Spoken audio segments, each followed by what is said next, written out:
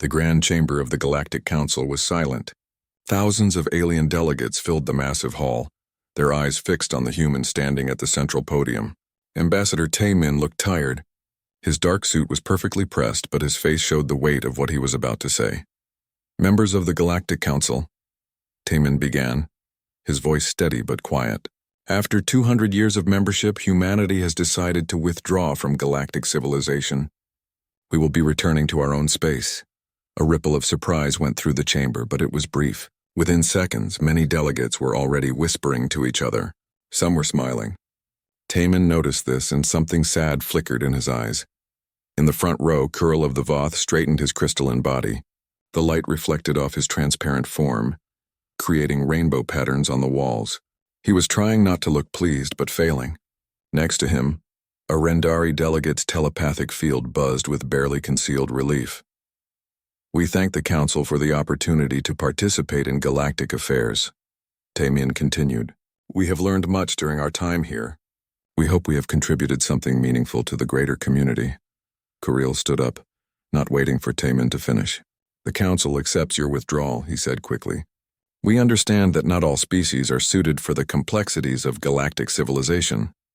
We wish humanity well in their return to isolation." Taemin's jaw tightened slightly, but he only nodded. "Thank you, Counselor. We will begin our departure immediately. All human embassies will close within the next standard week. Our trade agreements will terminate as specified in their contracts. We will remove our citizens from all Council worlds." "What about the facilities you built?" asked another delegate, a reptilian named Thress. Unlike the others, he seemed genuinely concerned. "The medical stations, the communication networks, We will leave them," Taemin interrupted gently. "Consider them a parting gift. We built them to help, and they should continue to help, even without us." Dayun, a young secretary from a minor species, sat in the back row taking notes. She had worked with humans for years and considered several of them friends. She watched Taemin's face carefully and saw something the others missed. He wasn't angry. He wasn't even disappointed. He just looked sad, like someone saying goodbye to people who never really knew them. The meeting ended quickly. There was no ceremony, no farewell speeches from other members. Kuril simply declared the matter settled and dismissed the assembly. Delegates filed out, already chatting about other business. Many seemed happy. The humans had always made them uncomfortable with their strange emotions and their constant questions about fairness and justice. Taemin walked alone through the corridors of the council building for the last time. His footsteps echoed on the polished floor. He passed the memorial wall where names of council heroes were inscribed. He noticed that not a single human name was listed, despite 2 centuries of service. He had expected this, but it still hurt a little. Outside, Captain Hyun waited by the human ship. She saluted as Taemin approached. "How did it go, Ambassador?" "Exactly as predicted," Taemin replied. "They're glad to see us go." "Their mistake," Hyun said quietly. "Perhaps," Taemin said. "Or perhaps we're the ones making a mistake by leaving. But we're tired, Hyun. So tired of being the ones who always help and never receive thanks. Tired of being called primitive by species we've saved a dozen times over." Hyun nodded. She understood. Every human in the galaxy understood. Over the next week, human embassies across 847 worlds shut their doors. Human doctors left hospitals. Human engineers abandoned their posts. Human teachers closed their schools. Human mediators walked away from disputes they had been quietly solving for decades. They took only their personal belongings and their people. Everything else, the buildings, the equipment, the carefully organized systems, they left behind. It was more than the council deserved, but humans had never been good at being petty. On the last day, Daewon found a small data chip on Taemin's old desk. It was labeled in simple letters, "For when you realize." She slipped it into her pocket, not sure what it meant, but knowing somehow that it was important. The last human ship departed from council space on a Tuesday morning. Captain Hyun piloted it personally, with Ambassador Taemin sitting in the co-pilot seat. Behind them, the massive station that had been humanity's embassy for 200 years grew smaller and smaller. "Any regrets?" Hyun asked. Taemin thought for a long moment. "I regret that they never really knew us," he finally said. "We could have been such good friends." In the council chamber, Kuril was already planning how to redistribute human trade routes among the more deserving species. In the medical centers, Alien doctors were confident they could manage without human assistance. In the engineering bays, technicians assumed the systems would run themselves. None of them noticed the small problems that began almost immediately. A translation glitch here, a navigation error there, a medical database that suddenly seemed harder to search. These were tiny things, barely worth mentioning, but they were just the beginning. Ji-won Park stood at the entrance of the most magnificent room she had ever seen. The council chamber stretched out before her like something from a dream. Walls made of crystal caught the light from 3 different suns streaming through massive windows. Floating platforms held representatives from dozens of alien species, each one stranger than the last. She took a deep breath and walked forward. Behind her came Dae-ho Kim, his military uniform pressed perfectly, and Hyerin Lee, carrying data tablets filled with information about Earth. They were humanity's first real ambassadors to the Galactic Council, and Ji-won felt the weight of that responsibility with every step. The chamber fell silent as they approached the center platform. Hundreds of alien eyes turned to watch them. Some of those eyes were familiar, like human eyes. Others were completely alien, glowing orbs or compound lenses or things Ji-won couldn't even identify. A massive crystalline being rose from the highest platform. Its body caught the light and threw rainbows across the entire chamber. When it spoke, the words came not from a mouth but seemed to form directly in Ji-won's mind. "Welcome, representatives of Earth," the being said. Its mental voice was warm but somehow amused. "I am High Chancellor Mortith of the Vextar.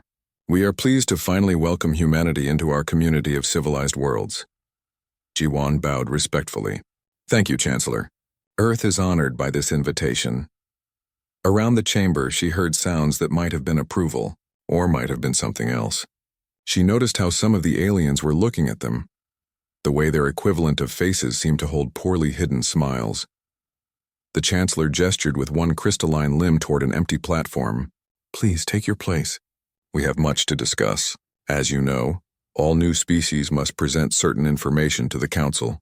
This helps us understand how best to integrate you into our collective security systems."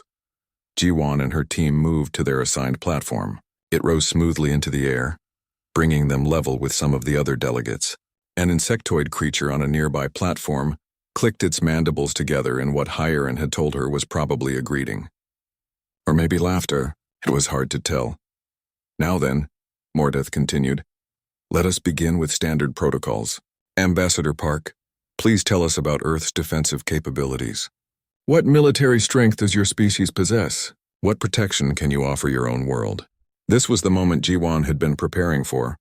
She activated her data tablet, bringing up holographic displays that showed Earth's various defense systems, ships orbiting the planet, weapons platforms, early warning networks. "Earth maintains a comprehensive defense grid," she began. "We have nuclear capabilities, orbital platforms, and a fleet of—" A sound rippled through the chamber.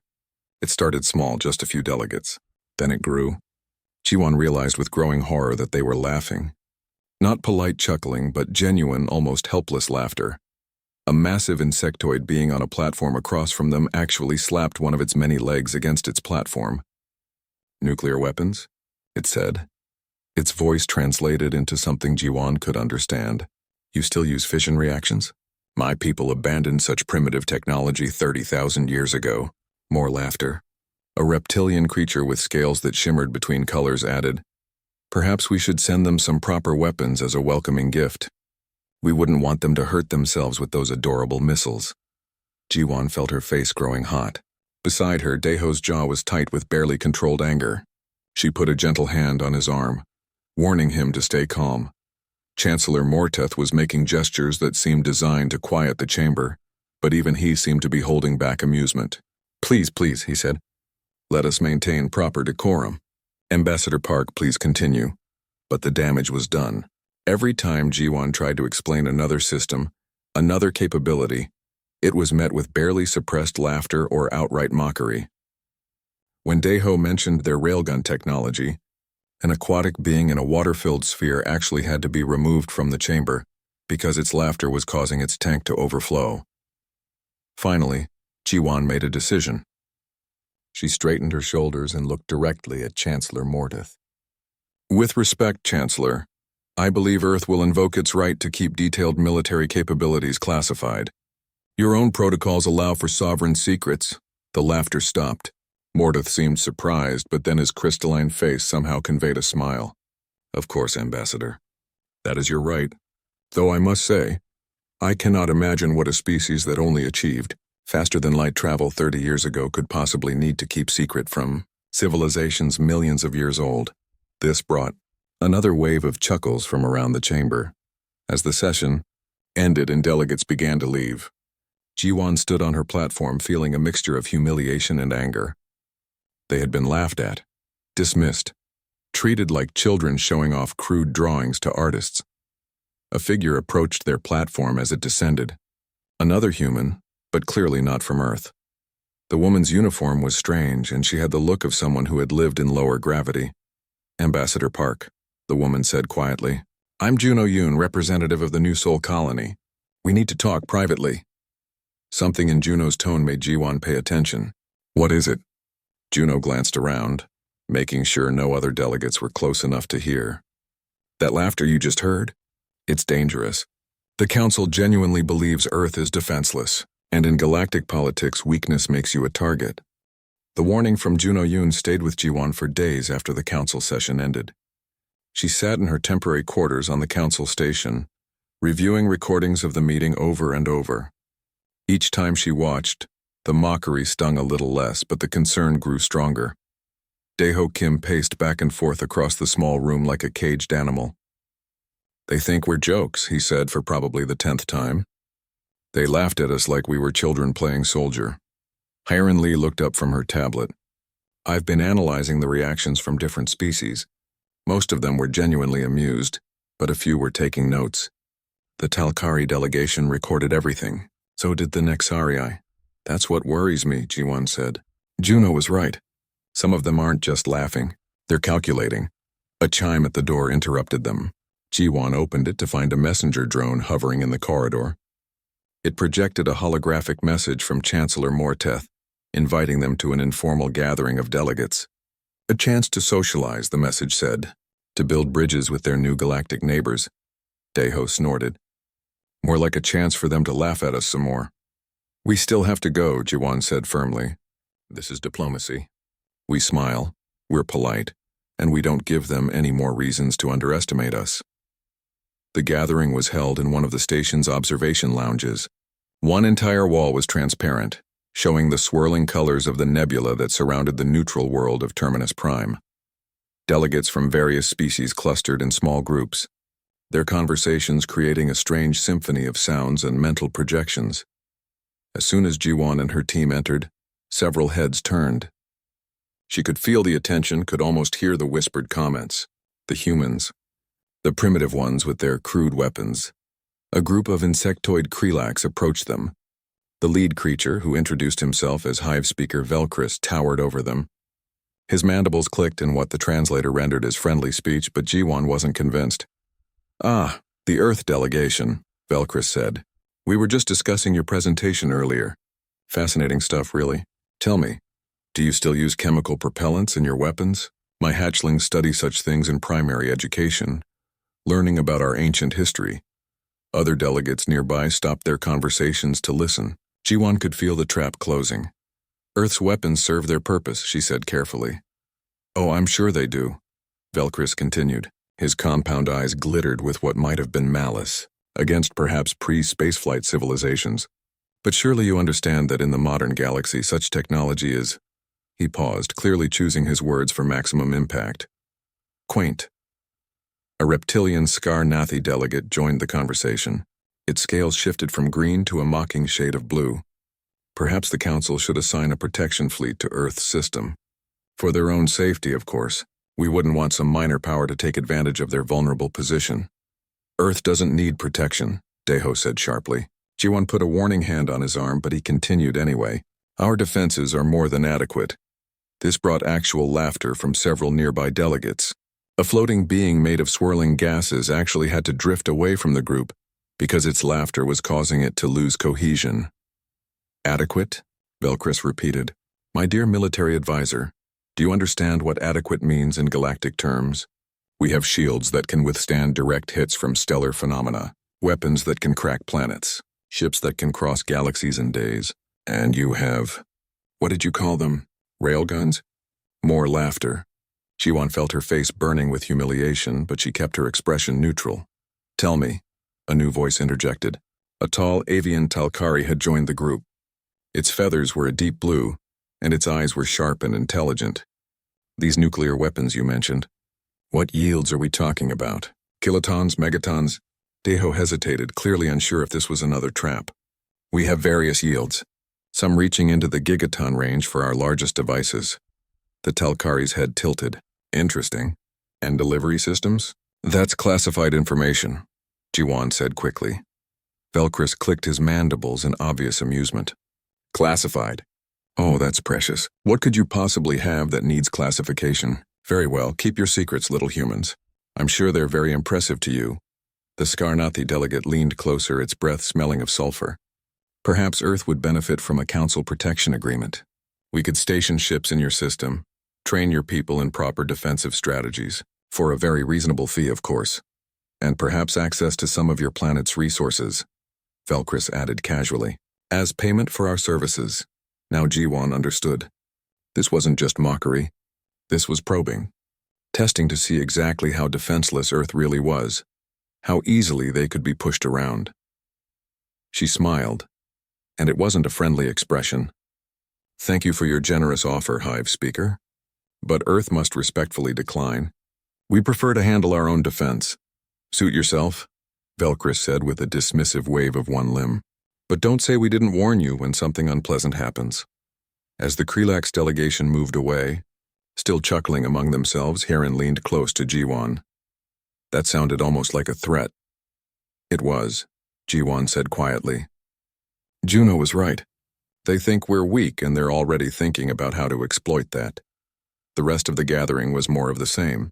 Condescending comments, barely hidden mockery, suggestions that Earth accept various forms of assistance that all seemed to involve giving up sovereignty or resources. 3 weeks later, alarm klaxons screamed throughout Earth's Defense Command Center. Admiral Minho Choi rushed onto the bridge of the UNS Incheon, his battle group's flagship still pulling on his uniform jacket. Report, he barked. Sir, we have 6 large contacts entering the solar system near Jupiter, Lieutenant Soman reported from her sensor station. Mass readings indicate heavy industrial ships. Transponder signals identify them as Krelax mining vessels. Minho felt his stomach drop. Did they request permission to enter our system? Negative, sir. They just appeared and immediately began broadcasting claims to the asteroid belt. They're citing some council provision about unclaimed resources in systems with inadequate defense. Like hell they are. Minho moved to the command chair and began issuing orders. Get me the defense coordinator. Wake up, everyone. I want every ship we have ready to move in 10 minutes. And get me a direct line to those Krelax ships. The main view screen flickered to life, showing 6 massive vessels hanging in space near Jupiter's orbit. They dwarfed Earth's largest ships, industrial behemoths designed to strip entire asteroids down to nothing. A communication channel opened. The insectoid face of a Krelax commander appeared on screen, its mandibles clicking with what the translator rendered as casual indifference. Ah, Earth forces, the commander said. We received your hail. As you can see, we are simply exercising our rights under Council Regulation 734 Alpha. This asteroid belt contains valuable minerals, and since your species lacks adequate defense to claim it, it falls under free salvage provisions. Minho kept his voice level and professional. Commander, you have entered Earth's solar system without authorization. Under both Earth law and Council First Contact protocols, you must leave immediately. The Krelax commander's mandibles clicked in what was definitely amusement. We've reviewed your defensive capabilities, Admiral. Your weapons are primitive, your ships are slow, and your tactics are outdated. We'll be here for approximately 3 of your months establishing mining operations. You're welcome to file a complaint with the Council when we're done. You have 1 hour to leave our system, Minho said coldly. This is your only warning, or what? The Krelax commander leaned closer to its camera. You'll throw rocks at us? Fire your adorable chemical missiles? Please, Admiral, don't embarrass yourself. We have shields that could withstand anything you could possibly. Minho cut the transmission. He turned to his communications officer. Get me Earth Command. Tell them we have a hostile incursion and I'm requesting permission to engage. The wait for authorization felt like hours, but was actually less than 10 minutes. When the response came, it was clear and direct. Demonstrate capability but avoid destruction of alien vessels if possible. All ships, this is Admiral Choi, Minho broadcast to his battle group. We are weapons-free. Target the 2 nearest mining ships. Railgun batteries. Prepare for precision strikes on their engine sections. Electronic warfare blind them completely. Let's show these bugs what humans do to uninvited guests. The battle group moved with practiced efficiency. 6 Earth warships against 6 Krelax industrial vessels. On paper, it looked like a mismatch. The Krelax ships were bigger, supposedly better protected, backed by technology thousands of years more advanced. But paper doesn't account for human ingenuity. The first Krelax commander knew something was wrong when all his sensors suddenly went dark. Earth's electronic warfare suite, designed during decades of preparing to fight other humans, overwhelmed the alien systems completely. The Krelax relied on their shields and technology. They'd never needed to develop countermeasures against such crude electronic attack. Then the railguns fired. Solid projectiles. Nothing fancy. Just tungsten penetrators accelerated to a significant fraction of light speed. The Krelax shields were designed to stop energy weapons, to dissipate heat and radiation. They weren't designed for kinetic impacts. The first mining ship shuddered as 3 railgun rounds punched through its shields like they weren't there and vaporized its engine cluster. The second ship tried to maneuver, but Earth's targeting computers, refined through countless simulations, predicted its movement perfectly. 4 more rounds hit home. In less than 3 minutes, 2 Krelax mining ships were drifting, powerless and blind. The remaining 4 ships tried to flee. Minho authorized a missile launch. Not nuclear-tipped, not yet. Just conventional warheads with one special addition: nuclear-pumped X-ray lasers. One-shot weapons that used a small fission reaction to generate a devastating directed energy pulse. The missiles closed faster than the Krelax ships could accelerate. They detonated in perfect formation, and their laser pulses carved through the fleeing ship's engine sections with surgical precision, not destroying but crippling, sending a message. Within 18 minutes of the engagement starting, 6 Krelax mining ships sat dead in space. No casualties, no destroyed vessels, but a demonstration of capability that was absolutely clear. Minho opened a channel to all 6 ships. This is Admiral Choi of Earth Defense Forces. You have 12 hours to make repairs sufficient for safe travel and leave our system. Any ship still here after that deadline will be destroyed. And tell your bosses that the next time someone wants to visit Earth's system, they should ask permission first. The emergency session of the Galactic Council was called less than 48 hours after the incident. Ji-won Park stood once again in the Great Chamber, but this time the atmosphere was very different. No one was laughing now. Hive Speaker Velcris stood on his platform, his mandibles clicking furiously as he addressed the Council. Unprovoked aggression. The humans attacked peaceful mining vessels operating under legitimate Council provisions. They disabled 6 ships, endangered hundreds of crew members, and violated every principle of civilized conduct. Chancellor Morteth raised one crystalline limb for silence. Ambassador Park, you will have your chance to respond. Hive Speaker, please continue. What more is there to say? Velcris gestured dramatically with multiple limbs. We extended friendship to this primitive species, welcomed them into our community, and how do they repay us? With violence. The Council must impose sanctions immediately. Earth must be forbidden from maintaining any military presence beyond their planet. Their weapons must be monitored and controlled. Murmurs of agreement rippled through some sections of the chamber. But Ji-won noticed that not all the delegates looked convinced. Some were studying her with new interest. The Talkari observer was taking notes again. Ambassador Park, Morteth said, you may present Earth's defense. Ji-won stepped forward and Selman Han, Earth's interstellar law expert, joined her. Together they'd spent the last 2 days preparing for this moment. Thank you, Chancellor, Ji-won said. Her voice was calm and professional. I'd like to begin by presenting complete documentation of the incident in question. Holographic displays appeared throughout the chamber. Communication logs, sensor recordings, legal documentation. Everything Earth had. As you can see, Summon began, her voice carrying clearly. The Krelax vessels entered Earth's solar system without requesting permission or filing proper transit papers. This violates Council First Contact Protocol, Section 12, Paragraph 4. That's a technicality. Velcris protested. No, Hive Speaker, it's the law, Soman continued.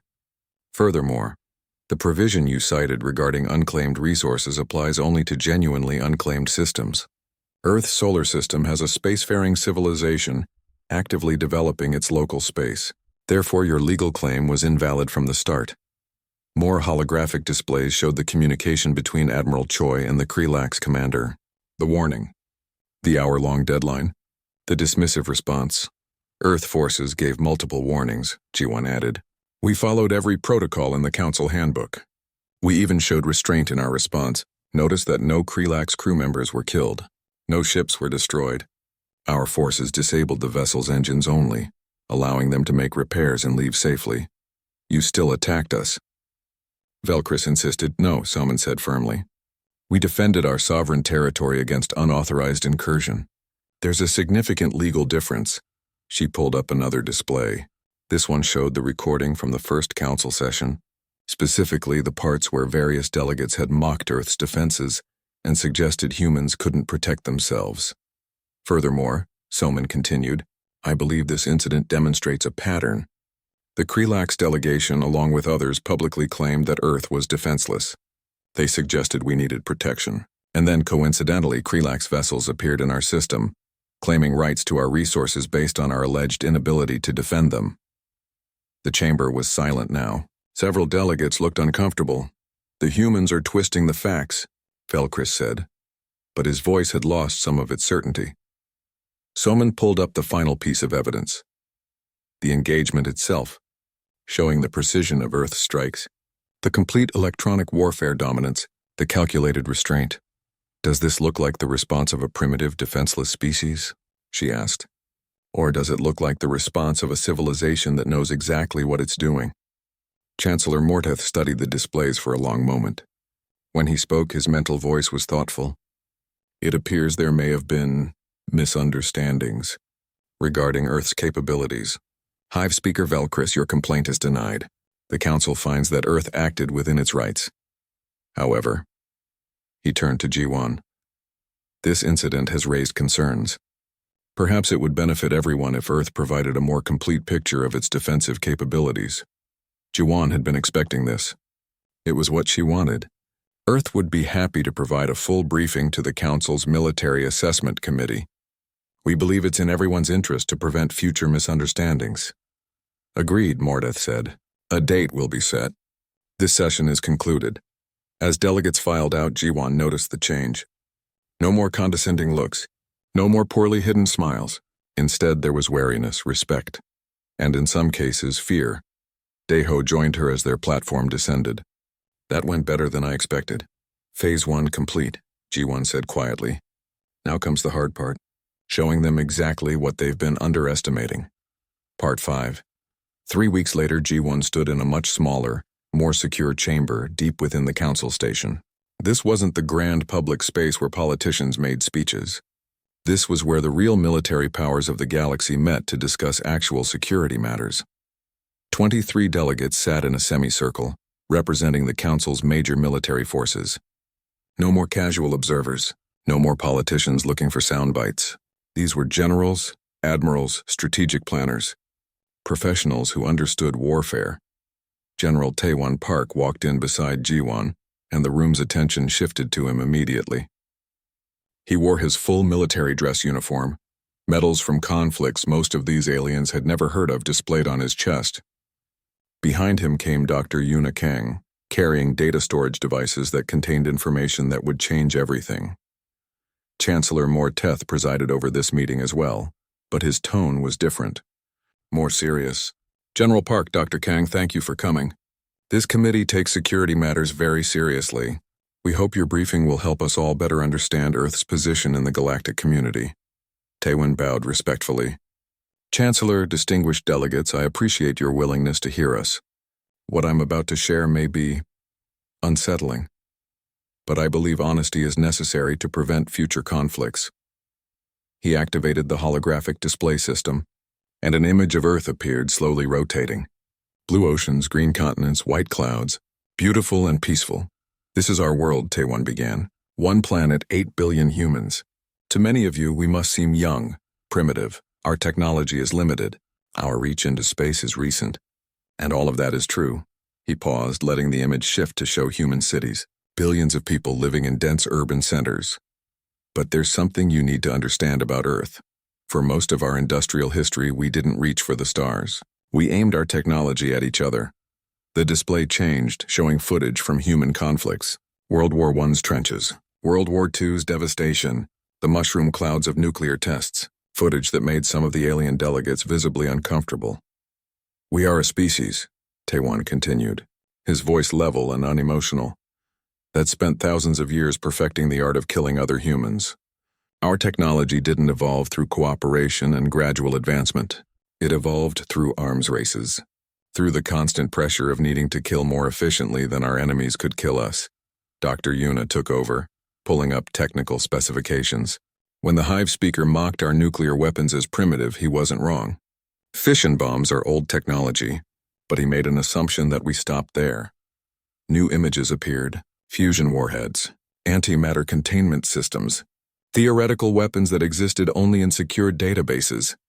"We haven't deployed these in space because we've never needed to," Yuna explained, "but make no mistake, they exist. Earth could, if we chose to, deploy weapons with yields measured in teratons, enough destructive power to reshape continents." A Vextar military advisor raised one crystalline limb. "Surely you wouldn't actually use such weapons. The damage would be catastrophic." "That's exactly the point," Taewon said quietly. "For decades, human civilization survived under a doctrine called mutually assured destruction. We built weapons so terrible that using them would destroy everyone, including ourselves, and that fear kept us from using them. We lived under the shadow of extinction every single day." He let that sink in before continuing. "You laughed at our railguns. Kinetic weapons seem crude to species that have energy shields. But consider, those projectiles are accelerated to relativistic speeds. They don't need to be fancy. Simple tungsten penetrators moving fast enough have more kinetic energy than any explosive. And they're nearly impossible to defend against with energy-based shield technology." Commander Junho Lee stepped forward, bringing up tactical displays. "But weapons are only part of the equation. Let me show you how humans think about warfare." He presented case studies from Earth's military history, Vietnam's guerrilla tactics, Desert Storm's information warfare, the asymmetric strategies that smaller forces used against larger ones, the concept of total war, where entire civilizations mobilized every resource toward victory.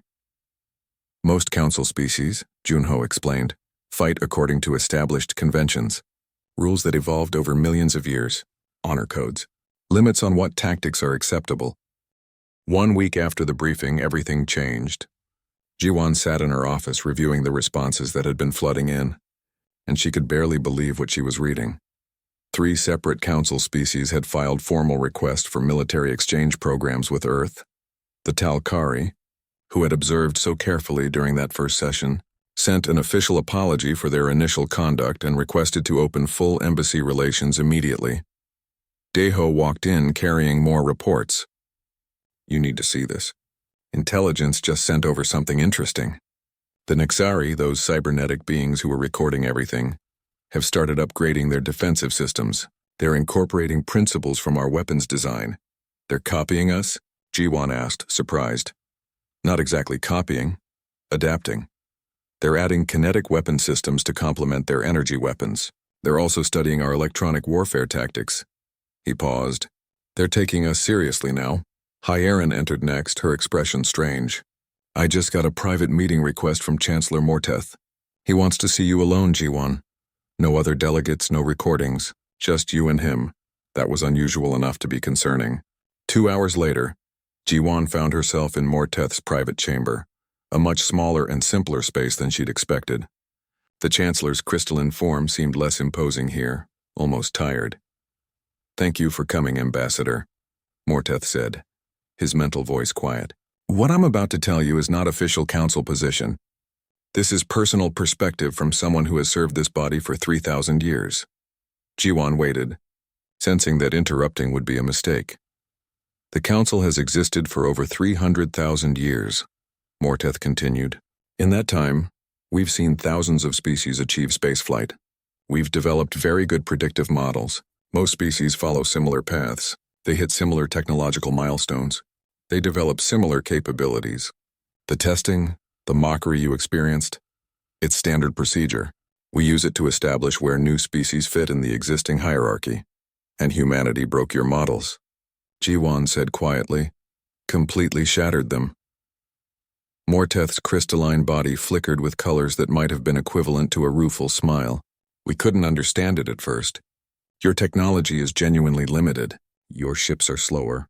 Your weapons are less sophisticated. By every metric we normally use, you should be a minor civilization that needs protection. He moved to a window showing the stars beyond. Then we ran the military assessments. Real combat simulations, not just technological comparisons. And the results were... He paused, searching for words. Disturbing. We'd lose, Jiwan said. It wasn't a question. In a direct conflict, yes, Earth would lose against any major council power. Your technological limitations are real, but the cost of defeating you would be catastrophic for whoever tried. Morteth turned back to face her. Human tactical doctrine is so unpredictable that our military simulations can't model it reliably. You don't fight the way we expect species to fight. You don't follow any patterns we recognize. He pulled up a holographic display showing threat assessment data. More concerning, you demonstrated something we haven't seen in a very long time. Genuine restraint combined with overwhelming force.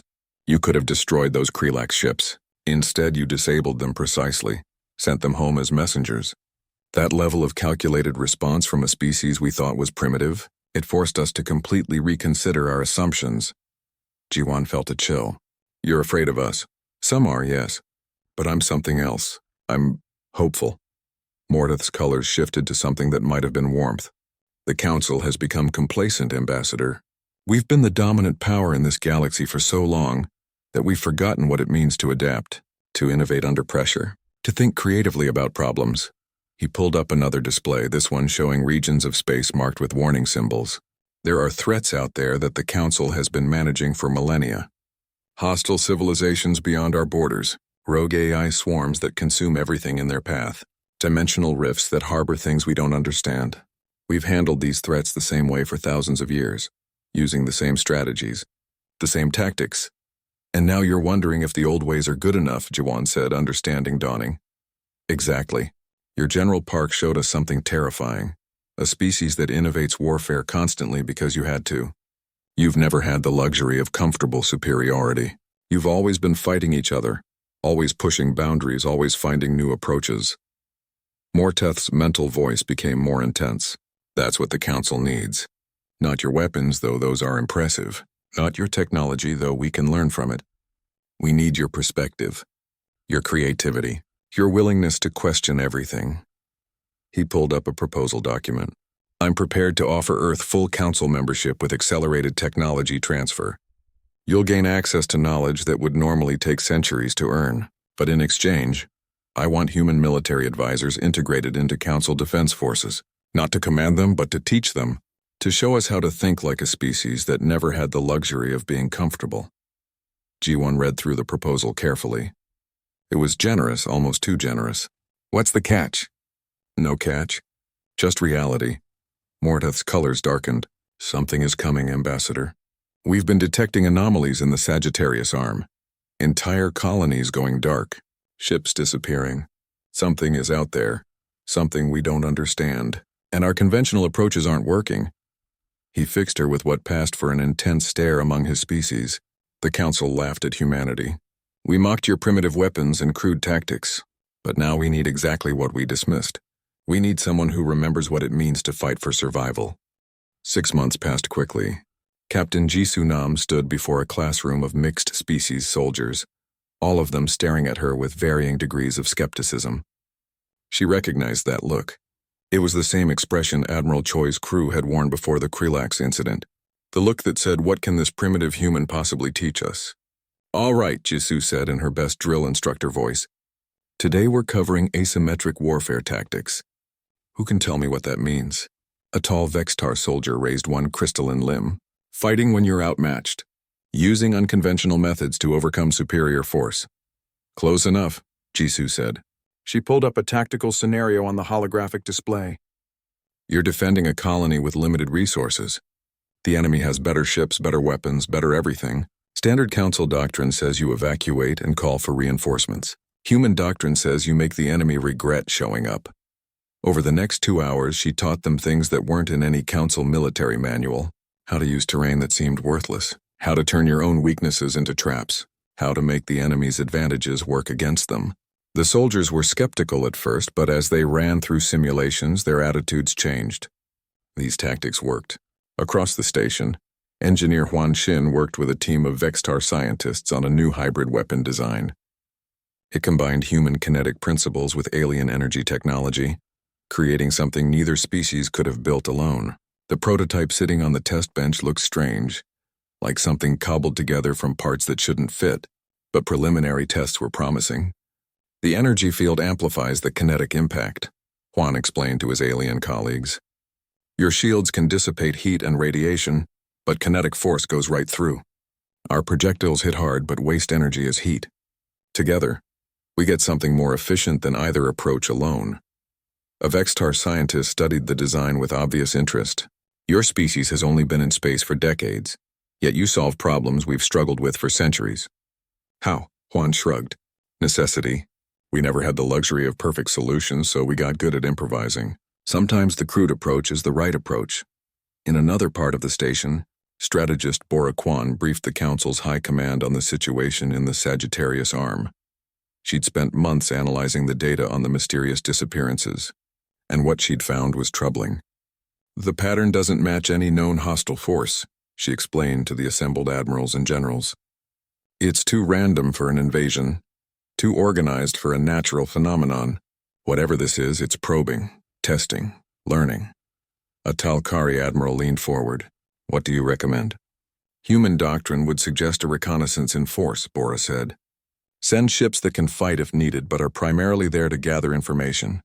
Don't wait for the threat to come to us. Go find it, understand it, then figure out how to fight it. That's aggressive, a Skarnathi general noted. That's human, Bora corrected.